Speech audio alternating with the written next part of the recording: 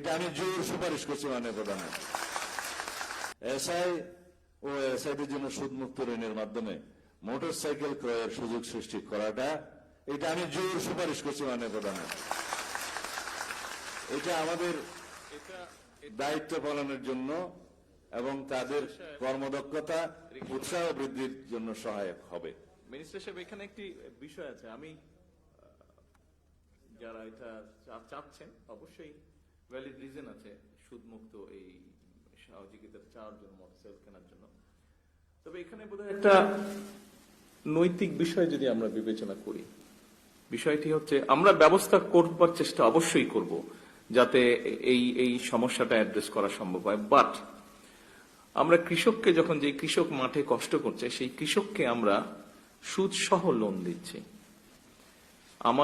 আমাদের পরিবারের মধ্যে কেউ না কেউ কৃষক আছে। আর আমরা গাড়িটা যখন ক্রয় করছি বা গাড়িটা ক্রয় করার জন্য যাদেরকে সুযোগ দিচ্ছি তাদেরকে সুদ মুক্ত দিচ্ছি। বাংলাদেশের প্রেক্ষাপটে কতটুকু এটা নৈতিক হতে পারে এই বিষয়টা একটু আমাদেরকে বোধহয় বিবেচনা করা প্রয়োজন। তবে মোটরসাইকেলটা হলে অবশ্যই পুলিশ বাহিনীর সদস্যদের কাজ করতে সুবিধা হবে, অফিসিয়াল কাজ করতে সুবিধা হবে। সেটার জন্য নিশ্চয়ই আমরা চিন্তা ভাবনা করে উপায় কোনো না কোনো একটি বের করতে পারবো নিশ্চয়ই, ইনশাল্লাহ। ধন্যবাদ মাননীয় প্রধান। উপর যাতে চাপ সৃষ্টি না হয় সার্ভিস চার্জটা আপনি নির্ধারণ করে দিতে পারেন। জি, একটা উপায় বের করে দিতে পারেন।